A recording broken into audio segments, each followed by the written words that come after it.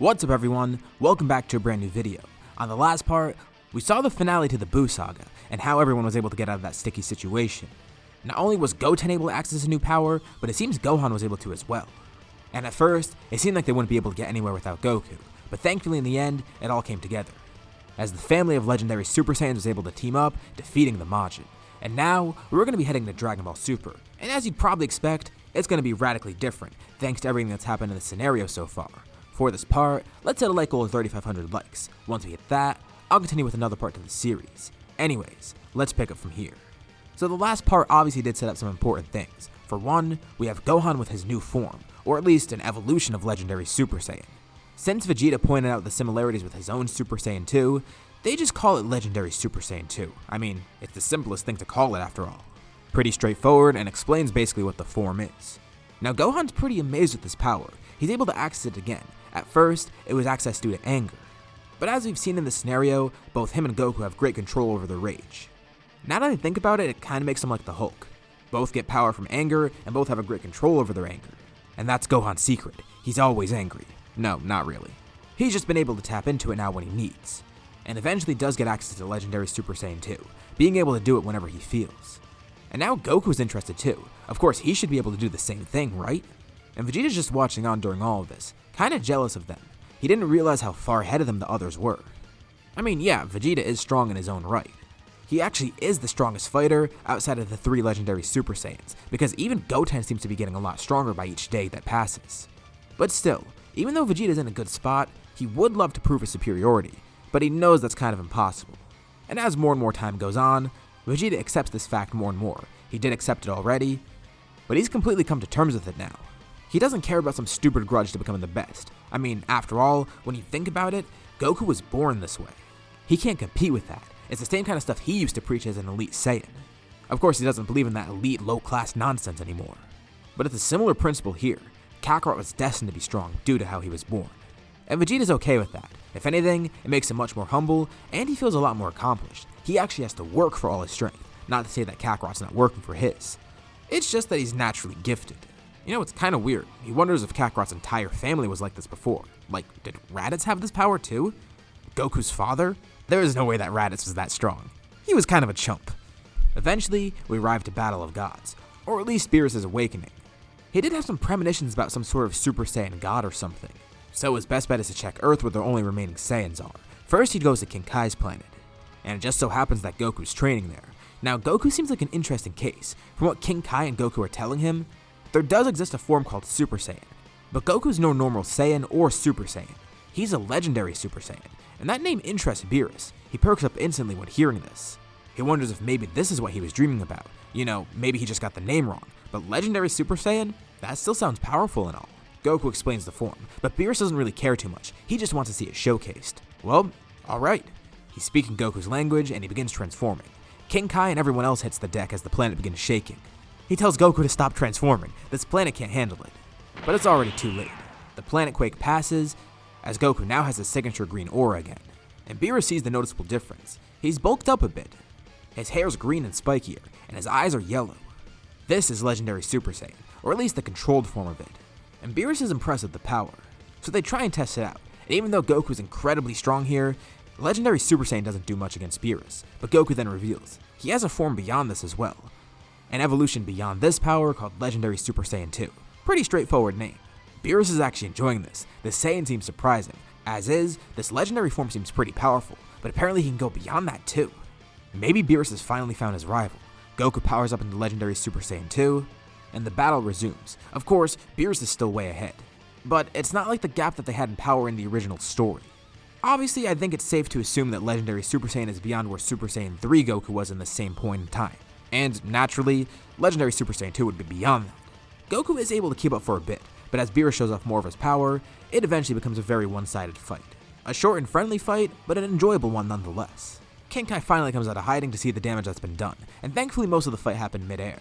Although nearby Goku's laying in a crater, with Beerus and Whis standing over.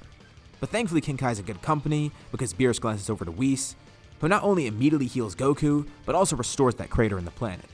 King Kai breathes a sigh of relief. So Beerus continues questioning Goku. Is that truly the extent of his power? I mean, he was impressed, he doesn't want to lie.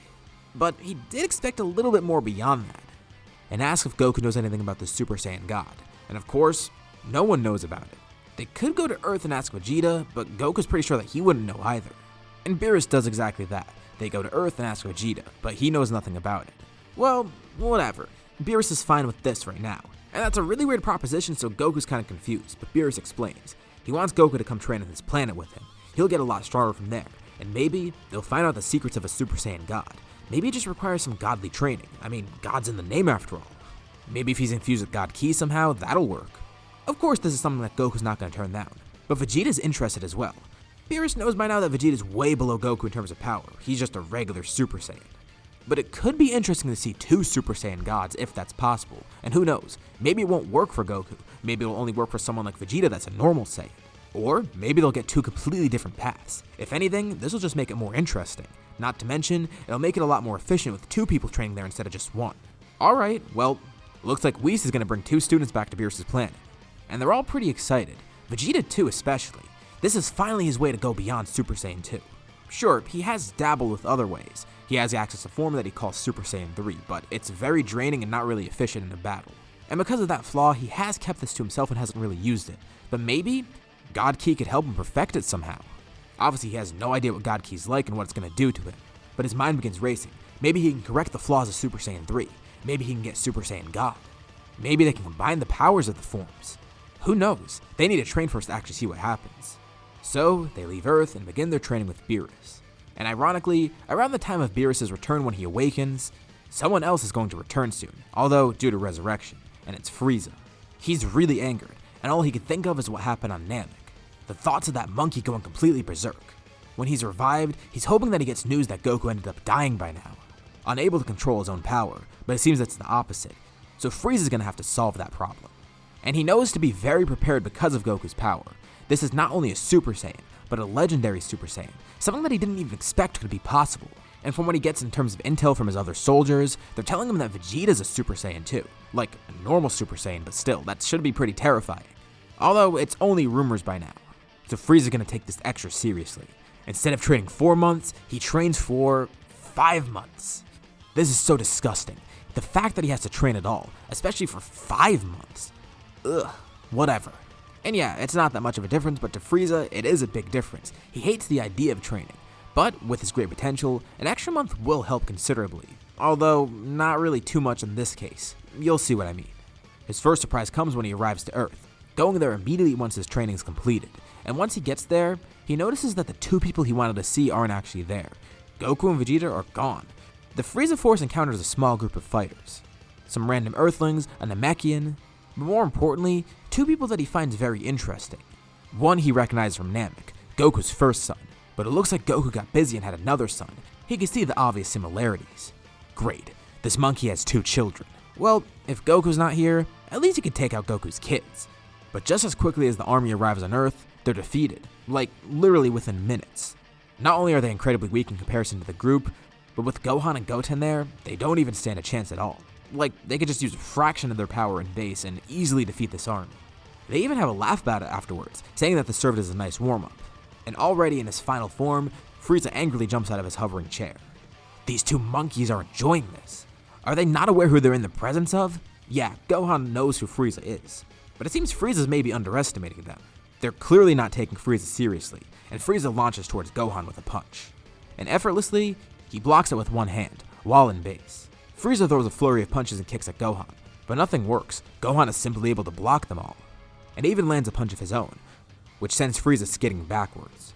Fine, if they're not going to take him seriously, he'll transform, showing off his newest power, Golden Frieza. Oh, cool, he got a new transformation, and Frieza's very proud of it, but Gohan and Goten don't seem too impressed. Gohan tells his brother he'll handle this, and tells him to watch closely. Gohan's still in base right now, by the way. And he walks up towards Frieza, and even though he's not even trying to be intimidating, Frieza is just kinda scared. Why is he shaking? This is just a normal half Saiyan. There's no way he could be strong enough to take on Golden Frieza, right? But that doesn't explain why he's so confident right now. Is he just being cocky for no reason, or does he have a reason to be cocky? Gohan calmly tells Frieza, remember that power that Goku displayed on Namek right before Frieza died? Well, yeah, of course. Frieza spent every waking moment in hell thinking about Goku, as well as that wretched and tacky form that he had. It was such a gross and unsightly power watching him be so berserk. Well, at least for the brief moments that he was alive. But in those brief few moments that he encountered legendary Super Saiyan Goku, he does remember it vividly. Well, Gohan lets Frieza in on a little secret. Goku's not the only one with the access to that power. He passed it on to his sons. Frieza doesn't believe this at first. No. There's no way he has that power, right? There can't be a way. He would have showed it off by now, right? Oh, okay. Well, if that's what Frieza wants. Frieza's eyes widen as he then sees a green aura around Gohan. No! He wasn't bluffing. The ground shakes below them as a piece of the land that they're on levitates midair, with the two now standing on a floating chunk of land. When Gohan's transformation completes, this chunk of land completely disintegrates, with Frieza scrambling as he falls back down to the ground. Gohan slowly descends and Frieza gets a good look. A green aura, green hair, this is the same form. And what's worse is Gohan has a control over it. It's not berserk. Frieza desperately launches at Gohan trying to land any attack that he can, but Gohan easily dodges all of them. His speed is so immense. And just to rub salt in the wound, he tells Frieza one thing.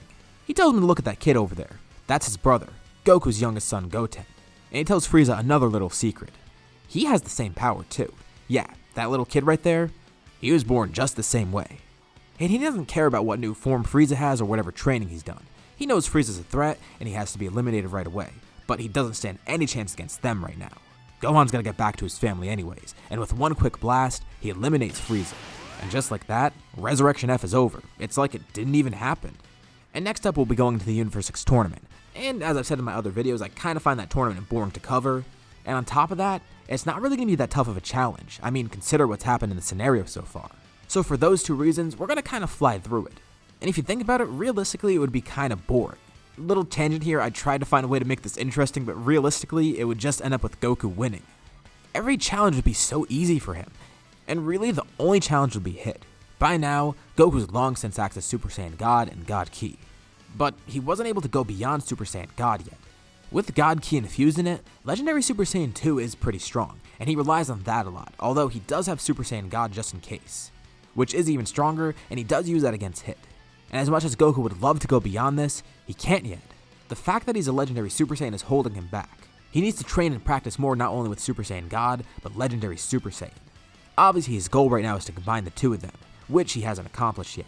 He's then defeated by Hit, which leads to Piccolo going up against him, then being defeated as well. But we have Vegeta up against him. Not only has he thoroughly analyzed Hit's abilities by now, but Vegeta has something that Kakarot doesn't. For a brief period in time, he actually might be above Kakarot right now. Yeah, he wasn't able to combine the power of Super Saiyan God with his own legendary Super Saiyan yet, but Vegeta, he was able to combine that with Super Saiyan. Relatively easily, in fact. And even though he knows Kakarot will probably surpass him again eventually, Vegeta's gonna enjoy this brief period of time where he is a Hit. He shows off Super Saiyan Blue, amazing everyone, including Hit. And knowing that Hit's a tricky fighter, he's gonna make this quick. He's analyzed all his moves, and he knows how Hit's time skip works.